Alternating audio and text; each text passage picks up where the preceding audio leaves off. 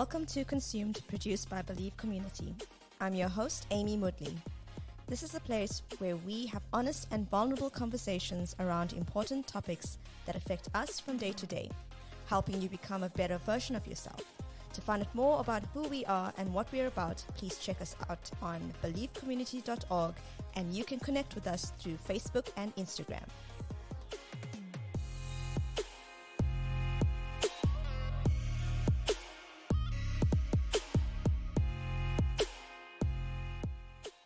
Hi everyone. On today's episode, I have Justine Pillay and Ivan Ronald joining me. Hello. Hey guys, how are you? Hi guys. Hello. Hey Justine, nice to have you with us today. It's good to be on today. You've been missed. Dearly missed. Sounds like you've been eating a lot, Justine. Wasn't expecting that. But yes, I have been. Everyone loves food. Who doesn't? Eh? It's like, that was a mean burger you had the other day. Oh yeah. Guys, I 100% recommend 45 on Eat Street. The burger was amazing. In South Africa. Durban. Oh yeah. Have to add those in.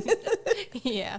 Today we'll be talking about concerns in relationships. Some of the common concerns. And number one on that list is communication, which has been a recurring concern on all of our previous relationship episodes. Communication for us as a concern is huge because a lot of fights stem from communication, the types of communication in a relationship. One partner does not like confrontation, and would rather just keep it in. Like I mentioned, I think a few weeks ago, if I'm troubled about something, I'll end up biting my nails off instead of confronting it. So those are the type of things that leads to arguments. It all stems from communication. Justine, if you have an issue in a relationship, what's your way of communicating it? Well, the first thing is, I think, would be not to get heated. Because at the end of the day, you want to resolve it. You want like a solution to come out of the conversation that you're having about whatever it is, whatever the issue is that you're having.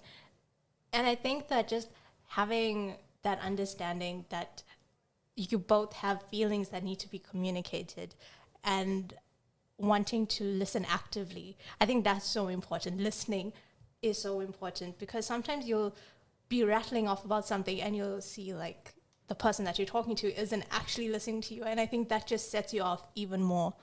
So and also giving the other person a chance to talk, that is also important because as much as you want to communicate what you're feeling, the other person also wants to do that. So just giving the other person a chance to talk, being fair in the conversation as well, because you're not 100% right. They're not 100% right. You guys just need to go back and forth until, that solution comes up. Yeah, I think communication is so important. And in the beginning of any relationship, it is so awkward. Like, guys, I'm not even lying. It was so awkward the first time conflicts come up in a relationship. And you're like, oh my goodness, should I just keep this to myself? Like, what do I do? But after that initial, like that first argument or conversation that you have, after that you guys will just fall into like such a good rhythm with just keep communicating and just working on a solution, because at the end of the day you're working toward the issue is coming up with a solution, not actually the argument that you're having. Interesting. Yeah, that's very good. And I think it also depends on how talkative your partner is. If your partner is talkative, or if you are talkative, it's like you're wanting to communicate all the time, and then your partner has to kind of adjust to listen to the conversation, So I think that also plays a big role when especially if your partner is talkative and just likes to get things out there, and talk about the details of the day or the details of a problem, of a challenge. So it's just preparing yourself to adjust to it and learning how to communicate if your partner is talkative and wants to communicate all the time. I also think tone would be important when you want to discuss something that could lead to conflict. Right. Because the moment if you go in guns blazing, and with an accusing, or trying to already say you've already made the judgment, you're wrong. Yes. And I'm trying to make you see that you're wrong. Straight away, the defenses come up, and then it's not going to be a productive conversation. Right. Right? The way Justine explained it, and especially early on in a relationship, I think that just sets the foundation and the tone for the rest of your relationship. Yeah. The initial fights, the initial disagreements, the way you handle that will actually help you when it gets bigger later on, because when you start off your relationships, I mean, Everything is It's butterflies small, and roses. It's small fights. small fights. Yeah. It's little ones that you can handle or deal with. Yeah, and as time goes on, you're obviously going to be opening it yourselves up to bigger things and developing and working through things together. So those fights tend to get bigger. But I also think communicating how to communicate is so important, because if someone starts shouting at me, immediately I'm shut off. I am holding back tears. I can't think constructively or anything.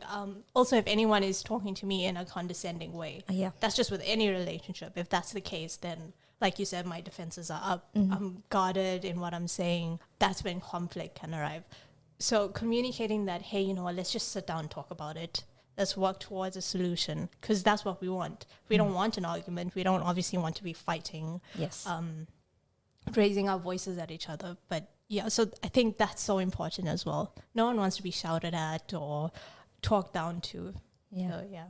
The Yeah. tone. So it has to be adult to adult.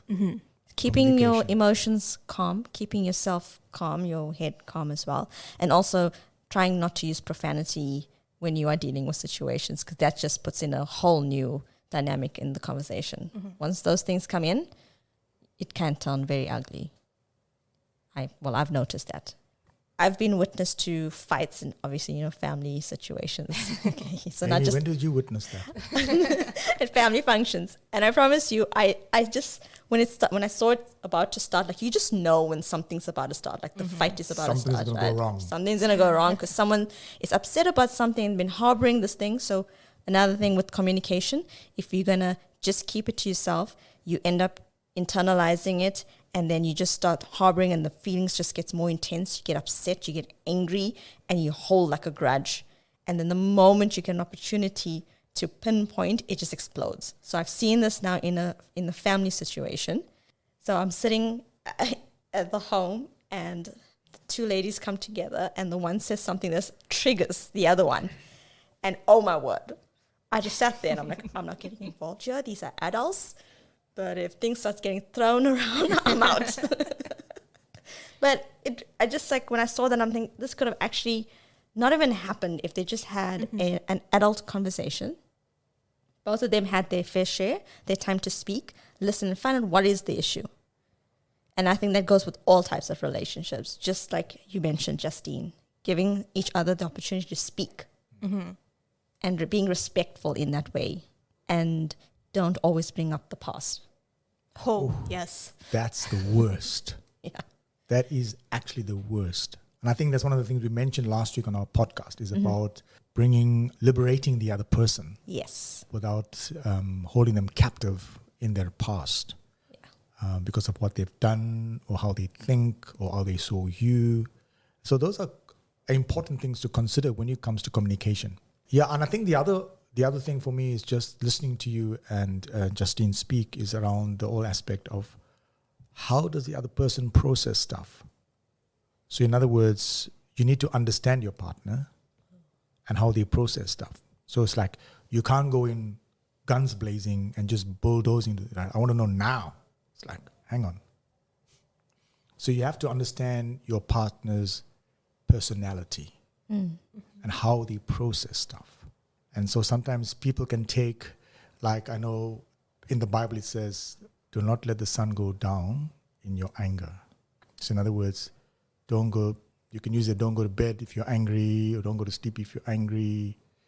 And obviously that's true, but I can tell you that now from my own experience that not everything gets resolved before the sun goes down or before you put the head on the pillow. Practically, doesn't happen. So I think what's important to understand is to let your partner know that, yes, we will talk about it, but not tonight. Yeah. Because I'm not ready to deal with it now. So I think if you can have that understanding, then it's fine. But if you don't have that understanding, then that's a problem. So I mean, that's from my experience. Just listening to what you had to say now, there are some times where if I'm upset about something and someone keeps on asking me, are you okay? Are you okay? Are you okay? Tell me now. I'm here. Yeah. I'm like, oh, you better leave Yes, now. that's right. Because you're missing something. You're not reading what's going on. Yeah. Yeah. So you have to be sensitive, and you have to also read what's going on. You just can't enter into a conversation if you don't understand the moment, the context, and if you can't read the other person, then you lose it, and then you miss the conversation or what you're trying to communicate to the other person. So without understanding the person's personality, is it time now? Yes. Should we talk about it tonight? Yes. Can't wait for it tomorrow. So let's sit on this. I think this is a big one. We need to sit on this for a bit. Yeah. And use some wisdom. So I think in most cases, people fall short because they're always in a hurry to solve problems. Yeah. And that becomes a bigger problem if you're in a hurry. So anyway, yeah, that's just my... With the Bible verse that you brought about, don't let the sun set on anger. My interpretation on it, especially in the situation that you've spoken about, where sometimes it's not going to happen at the same time when the sun goes down. You need more time to process it. So I feel that Bible verse is actually saying the sooner you resolve the issue and get rid of your anger, the better. Mm-hmm. That's how I see it. Yeah. Instead of most people, like I mentioned before, don't like conflict and will just sweep it under the carpet. You're not actually helping yourself or the person that you are feeling the anger towards. That's true. And some people get so angry the sun stays up. That's some awesome power. If you that have listened to my story know what I've been through as in my childhood. I have been through trauma. And the way I handled it affected my relationships. I didn't like certain, ways of if a guy wanted to hold me, coming too close to my ear, things like that just triggered like memories. And my problem was I didn't communicate that. I would rather just push away and make the other person think that I'm irritated with them instead of just saying, something's wrong with you. Something's wrong with you. I don't like what, instead of me communication. It seems like every concern that we're going to be talking about today is linked to communication. So that was also it's body language, isn't it? Body language. Communication. Yeah. So I didn't really, because if I just started dating someone, when do you actually get into that conversation? Like, I've been through this. Please bear with me. I'm still dealing with this. So another thing, deal with your baggage before you get into a relationship, because it's even harder when you're in a relationship trying to communicate what you've been through, People need to understand if your partner has been through a trauma. You don't need to know the details. Mm-hmm. You just need to learn. Don't take it personally. There's just some things that you just need to, again, listen and read the room. Know when to actually try and open that conversation with your partner. And learn how to handle trauma as well. Now that was one aspect is where I've been through something in my life and now I still didn't deal with it and I went into a relationship. But then now if you're both are in a relationship and you'll go through a traumatic, life-changing experience, how do you deal with that?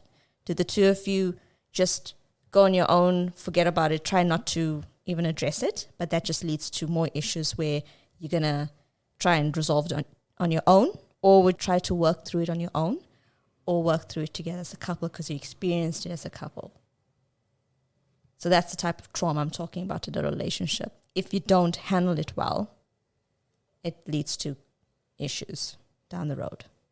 Yeah, I like to hear Justine on this one, but just to say, and talking about just your experience, when do you bring up that topic of what you've been through and the trauma you experienced?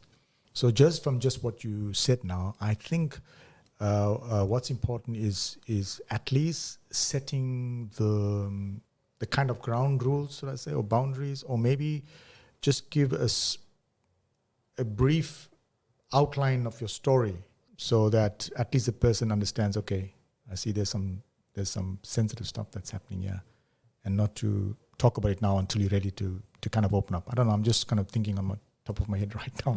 That's what comes to me. Just on what you said, Amy, about when do you bring up the trauma and like communicate that to your partner. But I also think that just saying, hey, okay, I'm not too comfortable with that, that should be enough to like not hurt the other person's feelings, but also like stop it so that you don't That's so true. you know, obviously start thinking about all those things that happened through your trauma.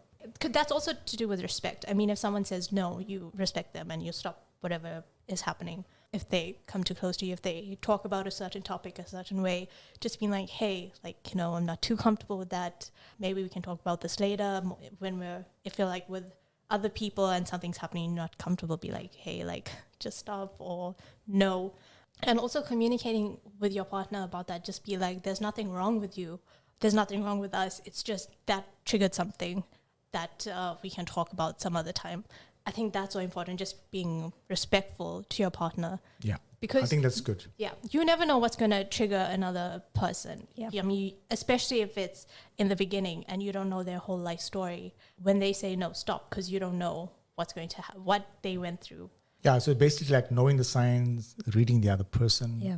You have to take that into consideration. It's important because you're trying to build a relationship and you want to be sensitive to the other person's concerns, should I say, or no, the other person's needs or what the other person is actually going through. So it's just about being there for each other, and the person that's going through the trauma is not to shut the other one out, because it's a no-no. No, definitely a no-no. Yeah. It's not good. Showing gratitude in a relationship. I think that's also to do with love language, right? Would it be? I think it does. And yeah, I mean, gratitude is a big one, and it's important to give recognition and show appreciation by being thankful. And yeah, so I think people miss that, and that doesn't help the relationship. And especially if it's one way coming from the one person all the time, and the other one like never says anything. Is this person actually thankful? Yeah. Yeah, it helps. All those little things that you do, that you're showing gratitude, helps to strengthen, to build, and encourage your partner as you do it. Doesn't hurt to say thank you. But also in saying that, like how it ties in with love languages, if you know your partner's love language, it's not words of affirmation. Don't use words of affirmation every single time. Just I appreciate you. Showing that you're actually paying attention to what makes them happy, and showing gratitude in that way, whether it's like if someone's love language is physical touch, maybe a hug every now and again, randomly out of the blue, that'll make them so much more happier than if you constantly just say thank you and they're like, okay, you're welcome. But or if like their love language is gifts, maybe like a little chocolate, nothing too extravagant, I mean, but just it's those little things to show gratitude that really make a person feel so special. I was watching a show and a lady came up saying she feels so unloved. She feels like she is a maid at home because her boyfriend, when she comes home, everything is just a mess. She will go and clean up after him. She even redid his room. She went out, came back. It was a disaster. He just doesn't clean up. He just messes. And he's so ungrateful. Like after what I do for him, he doesn't keep the place clean and he just continues doing this. And the answer she got is that she's enabling him.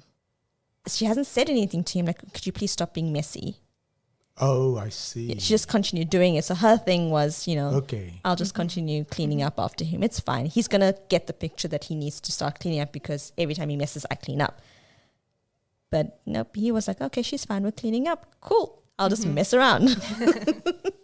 And then she herself brought it on to herself and started feeling like he's ungrateful. But in actual fact, he just felt like, okay, that's what she wants to do. That's part of the way their relationship dynamic went. Again, communication. Yeah, that's, but still it's like if somebody's doing something, okay, let's take it from the other point of view. POV, guys. So even if somebody is doing something, I still can't understand why would the other person wouldn't want to offer. Yeah. It's like, hey, let me help you there. I can see you're quite busy. You just come back from work. You're busy cooking. Let me just vacuum or wash up the dishes or whatever else that needs to be done to clean the Yeah. house.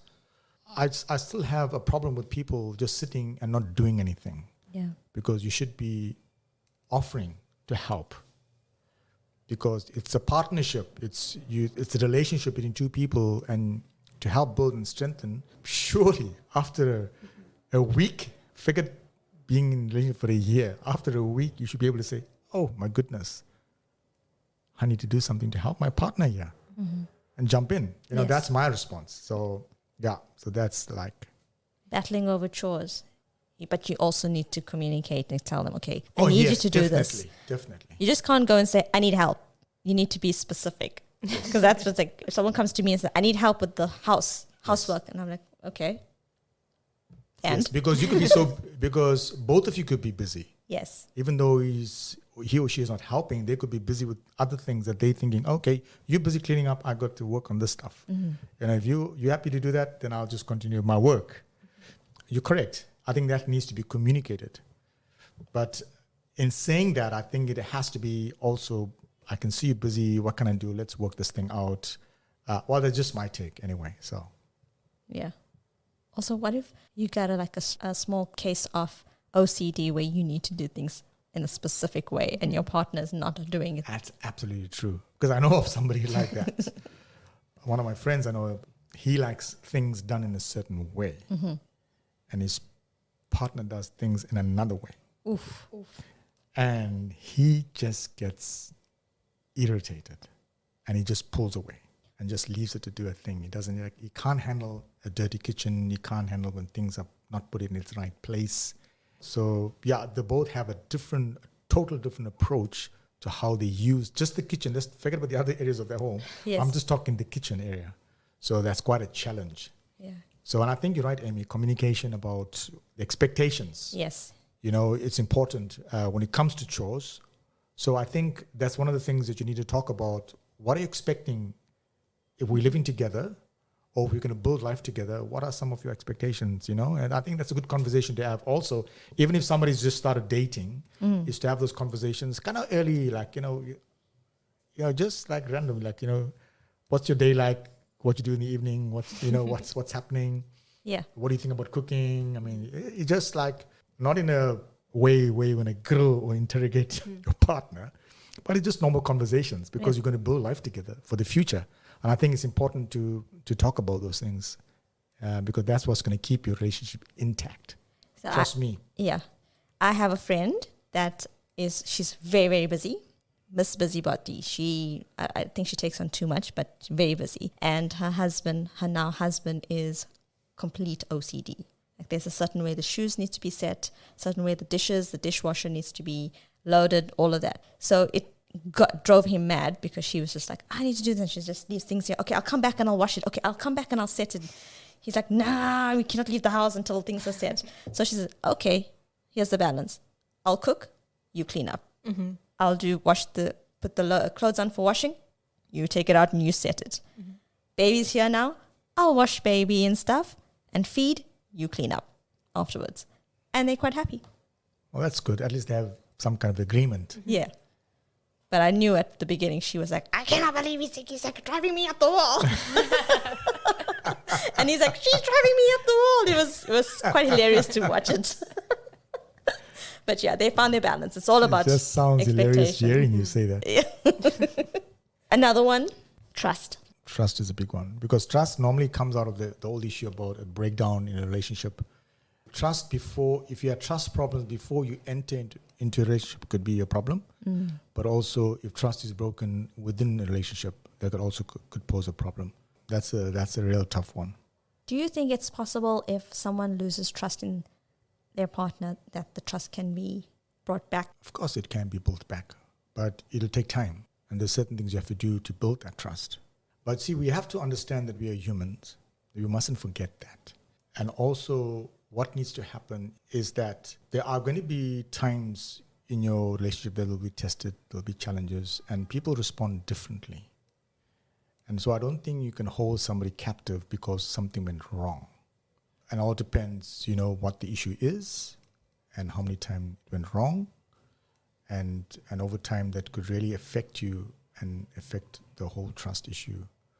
But to answer your question, trust can be restored. It has to be restored, especially if you're a follower of Christ. Ultimately, our trust is not in a human, not in a person, it's in Christ.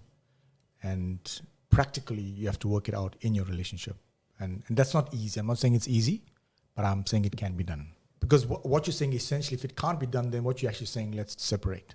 Yeah. That's ultimately what's going to happen. So you have to think about it very, very carefully when it comes to trust issues. So you can easily say, okay, I can't deal with this thing. So the best thing is, if you can't deal with it, what's the point of staying together? If you're not prepared to work at it, if you're not prepared to trust again and start working on what the issues are, or the challenges are, or your concerns are with your partner, obviously, if you can't work at it, then the last thing that's left is for us to separate. And some people can't handle it. I'm not saying it's easy, though. It's a long road. Relationships are a lot of work. It takes a lot of work to make it work. It does take a lot of work, guys. It takes a lot of work, a lot of energy, a lot of tough nights and dealing with it. And those things you can't avoid. It's there. And that's what relationships mean. Mm-hmm. It's not just like nice house, driving a nice car, everything is picture perfect, a lot of joy and all these things. And those are nice images to have. And you can have those. But remember, there's going to be challenges, that your relationship is going to be tested. And that's where your promises or commitment is going to be tested. Because we do have those stages in relationships, honeymoon phase. Then you have I don't know what's the next phase, but the different phases. And then when you go like really all those years, 50 years into the relationship. Yeah, I mean, it's like, it's like you get the first 2 years in your relationship, then if you can last the first 2 years, then the next point is the 7-year mark, I think. Okay. And then there's another mark in relationships. I mean, I was chatting to one of my friends in Bangalore, in fact. You remember Manuela? Yes. So she was saying, so I told her, we were having a chat, and I said, the first 2 years, we'll see out of the first 2 years how difficult. She reckon I'm already experiencing my first year. And the reason for that is because of the lockdown. Yes. So the both of them at home, working from home, seeing each other all the time. Oh, wow. That has tested their relationship. What should have happened like 2 years later is happening in the first year. Wow. So there was a real challenge. So the pandemic has brought on a different dynamic to relationships, especially new ones. Mm-hmm. Yeah, that's a real test. Yes. That's a real test. Somebody said, take away the internet. And see how your partner responds. Pandemic, it's not by choice that we are stuck at home. It's been forced onto us, which I didn't really think about that. It's actually like fast forwarded. It's something that would have taken 2 years or 3 years to get to. They've now experienced it in their first year. Grace of God. And I think also, I'd like to hear your view on this, but the thing is, in a relationship, the partners must be willing to support each other and help them walk through that journey and not back off and say, now you're on your own. It's your problem. You broke the trust. You sort it out. That is not good, because you need to support and walk with your partner through the challenge and issue or concern that you have. Most people back off because they get put off. But actually, that's what makes a relationship. It's those tough times. It's when you're getting tested, having fun, going for lunches and parties and weddings and whatever else you do together that's for enjoyment. It's easy, but let the test come. Will you stand? I think trust for me, like everyone said, disclaimer, I am still very new into a relationship. But what helped us, I think, was talking about what we are comfortable with tolerating and not tolerating within a relationship. Okay. And I think once we came to an agreement with that, it was pretty easy to trust each other. But I do have a pet peeve when it comes to trust. And I think a lot of people will agree with me on this. The saying that I trust you, but I don't trust the people around you. That can set me off. And it's not just in this relationship, but like any relationship. I think it's more so, I've heard it before with like parents but why? If you trust me, don't you trust that I will not get influenced by the people around me? Yes, parent. That would be you, Ivan. Well, the problem is, the difficulty about what you just said now is what your parents have experienced. And sometimes, you have people within your circle that sometimes can disappoint you. You must remember you're dealing with people, and you don't know what issues they have or challenges they are facing and what they're going through. I think that the thing is how it's said and what is being said, and also depends on the conversations with your parents, and so there's quite a few things. I don't think it's wrong to say it. I think it depends how it's said and how it's communicated. That's the problem. So it's like, well, I trust you, but I don't trust your friends. I don't think that's the right approach. Yeah. So it's a wrong approach. I understand the concern, but it's a wrong approach. I personally wouldn't do that. I think I tried to do that. Yeah, I did. And how did that go? Didn't go down well. I thought as much. No, it didn't go down well. It doesn't work, in fact. Guys, trust me, it doesn't work. Yeah. So I know it doesn't work, and I don't think that's the right approach. But I understand the concern, though. Trust. I trust you, but I don't trust your people, the friends. Oh, yeah, no, I agree with you, Justine. That would just be like, oh, well, you're not giving me much credit here. Hello. Yeah. Safety in relationships. So early signs. Your first argument, like you mentioned, Justine, if someone just starts screaming at you, if you don't voice your concerns that I don't like being spoken like that, expect it to happen again down the line. Physical abuse as well.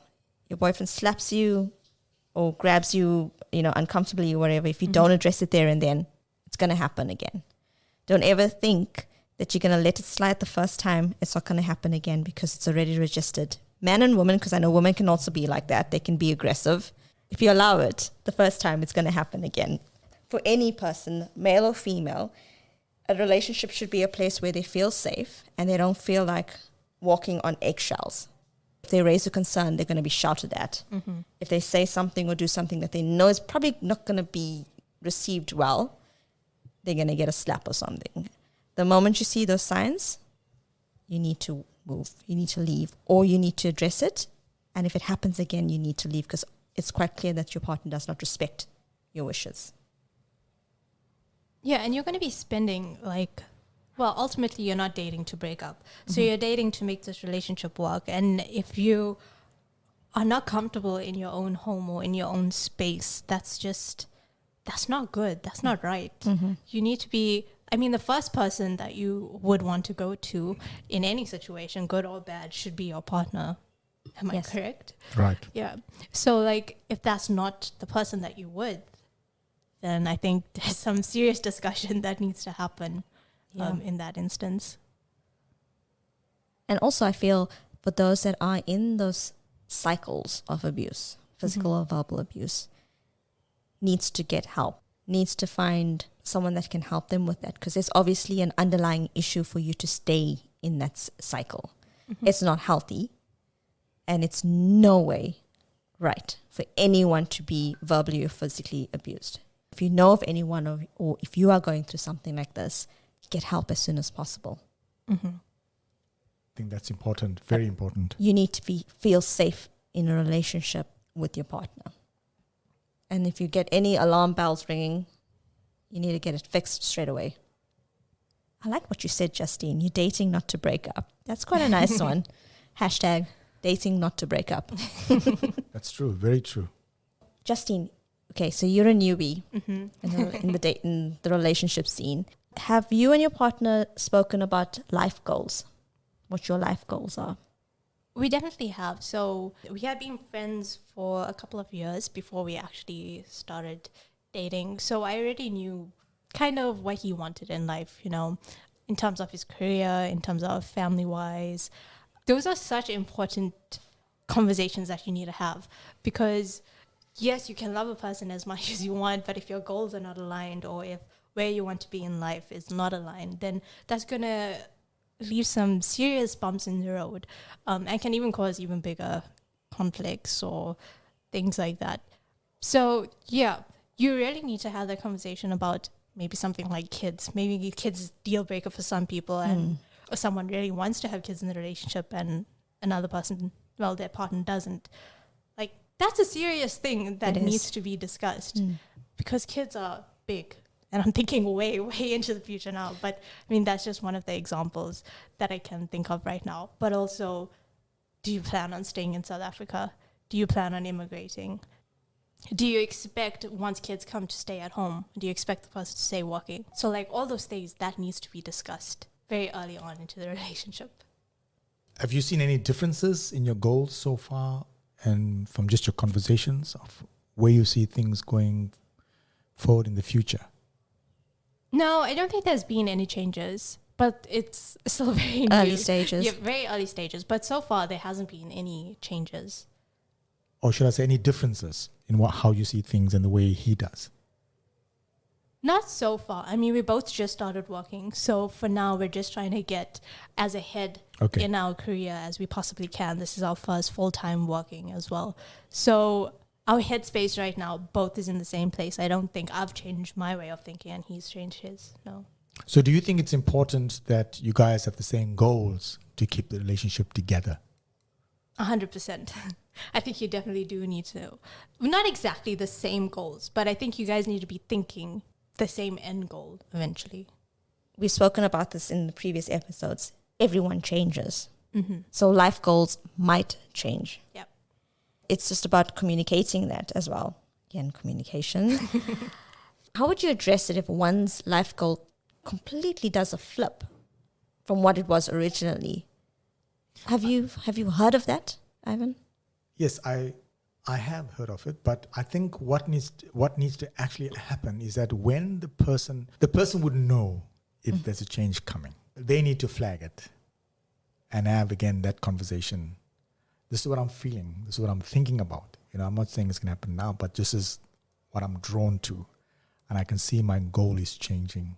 So that needs to be communicated and talked about, and having an open and honest conversation around changes in the goals, because you could have set goals together and now it's going to be changing because you're feeling different. So I think it's important for us to understand that people's goals will change and the way they think and what they see, because they've been more exposed, they're exploring more, there's more opportunity now in the world, and there's so much you can do so easily than before. So I think, it's important that when you sense there's a change coming, talk about it. Don't give your partner a surprise. Yeah. Hi, I'm quitting my job today. Yes. There's so many huge breakdowns when it comes to exactly what you're talking about, goals changing, when suddenly your partner says, you know what, I'm going into business with this friend of mine and we in a partnership, I'm going to put in so much money and he's going to put so much money, and you guys haven't talked about it. It's like, what? So, and those things happen all the time. Yeah. Because of opportunities, and it's easy to get things going, and you're thinking, well, I just need to do this. Why does he or she need to know about it now? Let me just do it and we'll talk about it later. Oh, that's dangerous. That is so dangerous. People are changing in a relationship. No one's communicating about it. You're getting upset and you're reeling from it and you're mourning the person that you was with instead of embracing the new person. Our view and our mindset needs to be positive. We always need to start looking for the good things. And don't take it as like, oh, my partner's letting me down now because we had a goal and now he or she's doing this. You cannot take it as a hit to you. The rule applies if you put the other person first. It changes everything. That's what we spoke about last week, right? Yeah, it changes everything. You put the other person first. So even though I have this bright idea, I've got this good business plan, I wonder what my partner would say. Yeah. Because your first concern is about your partner, not about yourself. So normally when you tend to do things without your partner knowing, it's like a selfish approach. So it's not good. You at least let your partner know that this is what's going to happen, and let them voice their opinions or their concerns, or if they like the idea, they don't like the idea, at least have a conversation about it. And they would know you better, and they would highlight areas of concerns, of proper Absolutely. concerns. The person you're going to business with, his end goal is to make a profit. And he or she is just going to say the right things to get you into that business. But your partner is going to be like, hang on, this and this, the red flags. But also the other side is also true. If your partner is always shooting you down and shooting your ideas down, it's like, oh, that's another thing that's okay. That's something else as well. I didn't even think about. Yeah, not being supportive of your partner. Not being supportive. You come with the idea, you talk one time, then they shoot it down, you keep quiet and say, okay. Then you bring something else up, then that gets shut down. Okay. It continues like that. It's like you get to a point of thinking, well, I don't think I'm going to tell that person anything anymore. I'm just going to get into it and then tell them. I'll prove to them that my ideas work. Life goals. Keep on sharing it. Even if it sounds silly, speak about it. Don't throw those curveballs. Life does throw you curveballs. Because I think also the thing about getting into a relationship, you have to be prepared for surprises. You have to. You can't tell me, oh, I'm so surprised, I didn't know, Where were you sleeping all this time? Yeah, I mean, I can understand huge surprises. I mean, it's like, that's going to happen. Because you could marry a person and think everything is fine, but then suddenly things change. Maybe in that person's immediate family, something goes wrong that you never expect. And then that impacts your relationship. The dynamics change. Anything can happen. External factors. So basically, again, another couple that I know that took in some kids to foster because the extended family was a problem and there was no option but to foster those kids. Otherwise, the kids would be gone or lost into some other family or to some institution. They were not ready, but they absorbed the kids in. But then complications came with the extended family. So they were not prepared for it. They got married. They never foresaw that. That was not on the plans and nothing. They had their own plans. But because it was immediate family and those two beautiful kids, somebody has to take them in. And they were the only ones that were capable of doing it. But that changed everything. What I'm saying is, just remember, there can be surprises in your relationship that will be tested from the outside sometimes and that you can't ignore. You can't. You might have a mom, you might have a dad, your brother. I mean, it's like, it's all family. You can't just say, well, they get on with their lives. Can't live in a bubble. No, you can't. You can't. Those things you have to consider and bear in mind. Those things can happen when you least expect it. So anyway, those just some of the things that I'm just sharing with you because of experiences that I've heard through chatting with other people and seeing. I can see it. I've seen those things happen. It really affects people and their relationship drastically. And if you are speaking to your partner and you feel like it's going nowhere and it's of no help, then go out to a professional to get that help. It's nice. Sometimes it's good to be heard by someone that's not in the situation. Yeah, to look at things objectively. Because sometimes, you can go and talk to your partner and stuff, but it's not going to be objective because they're part of the situation and they probably see something in a different light and they're not going to change the way they see it. It's just, when there's a lot of conflict and there's a lot of external forces, it won't be conducive to a really good resolution to the problem. That's why having goals that are too rigid is not good. Have goals. Obviously, you have a plan, but just keep a bit of flexibility. I'm all about plans, and control. So I'm just thinking about this. I'm more of a go with the flow. You go with the flow, and I've got my boundaries. Oh yes, boundaries are very important. Tell us about it, Amy. Talk to us about those boundaries. It's very important. It's like the time you spend together, the time you spend with friends. It's the time you spend with your family as well. It's boundaries. That can cause a lot of conflicts. Whose auntie are you going to go stay with this weekend? Where's the kids going to go for the holidays? That's also... Where are you having lunch this Sunday? Yes. Where are you going for Christmas? Yeah. Oh, I don't like the way the food tastes in this place. Can we go to this auntie's house? But that's true. And I think obviously those things need to be talked about and there has to be boundaries. I'm not saying there must not be boundaries. There has to be boundaries. Otherwise you can lose your cool, man. You lose your head. You can. You lose direction, focus, and there's a lot of things that happens if there's no boundaries. And also, I am definitely going to talk about this. You've preached about influence. Who is, what's your influences on Sunday, which I think is very important. That is also very important in your relationship. Who is influencing your relationship? What is influencing your relationship? Set your boundaries. How much of time do you spend on social media? What are you reading? Self-help books. What is their intention, their context? Is it conducive to your relationship? Right. You can't look at someone, stop comparing yourself. Stop thinking that, look at someone else's life and say, we can be like that. No, You're individuals. Your relationship is unique. We are all unique. Mic drop. What do you think, Justine? Tell us about that. No, that's About boundaries, 100% correct. influence. What are you talking about? Influence, right? Yeah, boundaries and influence. Yeah. Yeah. Especially if you're like a person who likes their alone time, like spending time by yourself or like spending time with other people as well. I think that all needs to come into consideration.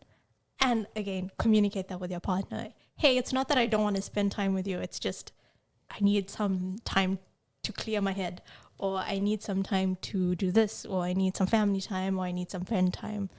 I think the person appreciates that so much more instead of you just ignoring them for, I don't know, hours on end and then coming back, oh, hey, I was with this friend and that friend. Just being like, giving them a heads up. Hey, I'm going out with this person and this person. Haven't seen them in a while. Just want to catch up. Communication has just been the thread that has carried this whole conversation. Exactly. That's very true. Okay, on the other side, the flip side of that, I know in early stages of new relationships, the couple goes into their bubble and they forget about their social networks. Now, I have a friend, I just know when she's starting a new relationship because she goes silent on me. Silent. Like every other time I'll be like, hey, Amy, how you doing? Just checking in. How's this? How's that? And then 3 months, I hear nothing from her and I'm like, And then I'll get a message, hey, my friend, how's life? I'm like, are you dating someone? She says, how do you know? I'm like, well, you went missing. You've learned the pattern. I know the pattern. Yes, it's fun when you start a new relationship, getting to know each other, but don't leave your friends out. I mean, we feel bad, guys. Definitely. But I also think that I've had some help with that. I'm pretty sure everyone knows what an accountability partner is. Yes. So my mom has definitely made sure that I haven't just gone in a complete bubble, which I really appreciate. And also just speaking to some of my other friends, be like, hey, this is normal, right? Or do you think this is a problem that I need to bring up? So just having people that you trust, obviously not giving your partner's life secrets away to these definitely. people. But just making sure that, hey, you're on the right track. You're not completely losing yourself to this person. But I think that's also very important to have accountability partners for your relationship. I like that what you just mentioned about a lot of people when they get into relationships, they like to tell their friends every detail about it. I don't like that. Yeah, no, that can kind of turn sour pretty quickly. Yeah. Because, I mean, your relationship is private. It's between you and this person. They don't need to know every single conversation that you have. Yeah, that's bad. That's really bad. Being wise with what you share with other people. Yes. But at the same time, having people there that you trust, that have experience, whether it's older people or someone that's been in a relationship longer. Yeah, just making sure that they keep you on track. Yeah, I like that. Yeah, I think also you're talking about influence. I think as if you are in a relationship, it's important that you also have other couples that you're relating to that's on the same page. So you have things to talk about that are in common, and you can communicate and you can learn from each other. So I think that's also important to have, other couples that can influence your relationship in a positive way. I like that. By bouncing things off, don't spend time with just you and your partner, and don't see anybody else and not talking to anybody else. And I think that's not helpful. So rather have friends that have things in common with you, but are there to also support you and speak positively into your life and into your relationship. It's very, very helpful. Awesome. Well, thank you, Justine and Ivan, for joining me today on this episode. It was fantastic, I Amy. loved it. And to the listeners, we've given you some of the common concerns in relationships and some advice on how to keep everything balanced. Communication, and get an accountability partner and watch the influence in your relationship. Very important. And if you need help, get help from good places. Make sure you keep those boundaries. Yes. Thank you, everyone, for listening. Stay safe. Bye, guys. Bye.